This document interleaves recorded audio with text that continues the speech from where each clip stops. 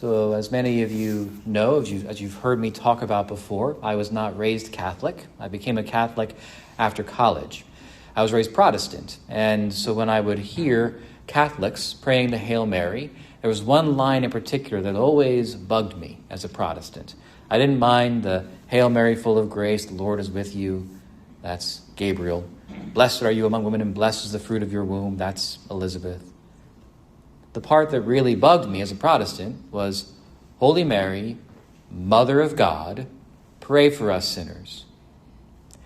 That really ticked me off as a Protestant. Calling Mary the Mother of God. To me as a Protestant, to my Protestant ears, I was hearing Mother of the Trinity. Mother, therefore, prior to God.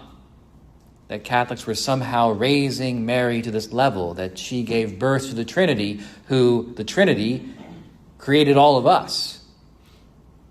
So this is where that charge sometimes comes. One of the places where the charge sometimes comes, we hear from our Protestant brethren of us trying to make Mary a fourth member, right, of the Trinity.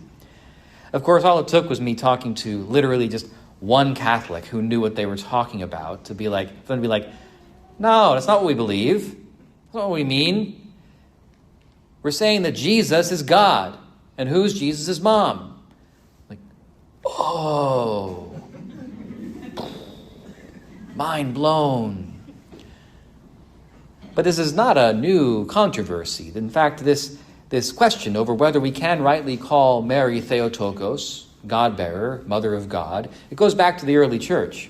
In fact, there was a council, an ecumenical council of Ephesus in the year 431 that had to actually define and definitively say that yes, we can and should call Mary the Mother of God. At the time, there was a figure named Nestorius, who was the Patriarch of Constantinople, who was arguing against this title of Theotokos. He was afraid that it was raising Mary to an unjustifiable height. And so he didn't want to call her Theotokos, God-bearer, Mother of God. Rather, he wanted to call her Christotokos, the Christ-bearer. But what the church ended up saying was that no, to simply call her Christ-bearer does violence to what we actually believe about Jesus. The Nestorians would have had us believe that Jesus was in fact two persons, a divine person and a human person, kind of melded into one, and that the divine took up residence within the human, just as we are inside this church building, this chapel building right now, that the divine kind of simply just is inside the man Jesus. But the church said, no, Jesus is one person, the person of Christ, who has two natures, divine and human, in what's called the hypostatic union. Why is this important? Well, it's because of what we hear in our second reading from Galatians, when Paul writes that when the fullness of time had come, God sent his Son, born of a woman, to ransom those under the law, so that we might receive adoption as sons.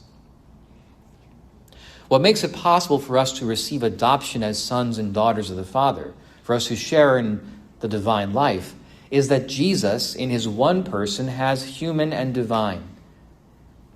And so his sacred humanity takes hold of our sinful humanity and joins us, unworthy as we are, to his divinity.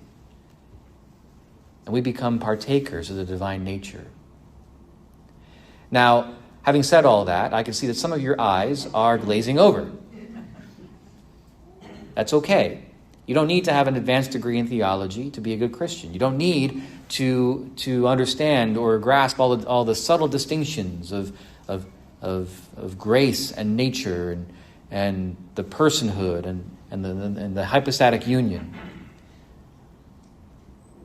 All we need to be good Christians, good followers of Christ, good sons and daughters of the Father, is to imitate our mother whom we honor today.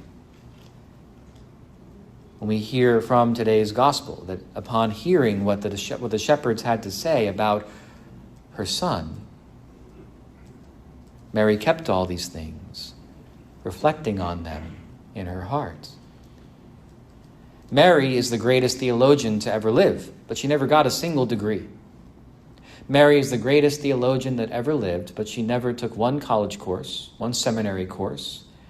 Sure, she learned a lot from the rabbis, and she lived a good Jewish life, a faithful Jewish life, as a resident of Nazareth, and going to Jerusalem for the festivals, and all the things, but she would not be considered what we would consider, one of the academic elites of her day. And yet, she's perhaps our greatest theologian because she kept all these things, pondered them in her heart. And I got to believe that pondering, that reflection is a reflection of who Mary is, just her humility, her littleness, her grace. But also, perhaps, this is just Father Kyle's speculation. This is not church teaching. Not even, just my speculation. Perhaps it can be also seen as some of the influence of that person of Jesus in her womb for 9 months, gestating, growing. Can you imagine? Mothers, you can imagine much better than I can, probably. But having the God-man within you, your womb, what effect must that have had for her to be the mother of God? Me? Me? I'm just from Nazareth. I've never known a man. Me?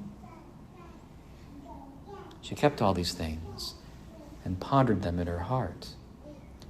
And the invitation to us today as we receive her Son in communion is to receive him into ourselves. Not into our wombs, but into our bellies. And to keep all these things, pondering them in humility, in quiet. And so it is fitting that we enter into this new year with this feast day. That this first day of the year, the church gives us this feast to honor Mary, the Theotokos, to honor Mary, the God-bearer, the Mother of God, to launch us into this new year, turning towards Mary, Mary who never fails to direct us to her Son. This feast day is a blessing to us, a blessing of the new year.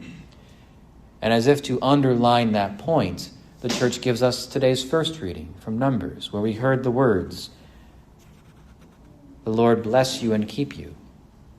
The Lord let his face shine upon you and be gracious to you. The Lord look upon you kindly and give you peace." Indeed, may these words echo in our minds and in our ears and our hearts as we enter into this new year. The Lord look upon you kindly and give you peace. May the Lord look upon you kindly this year and give you abundant peace. Happy New Year.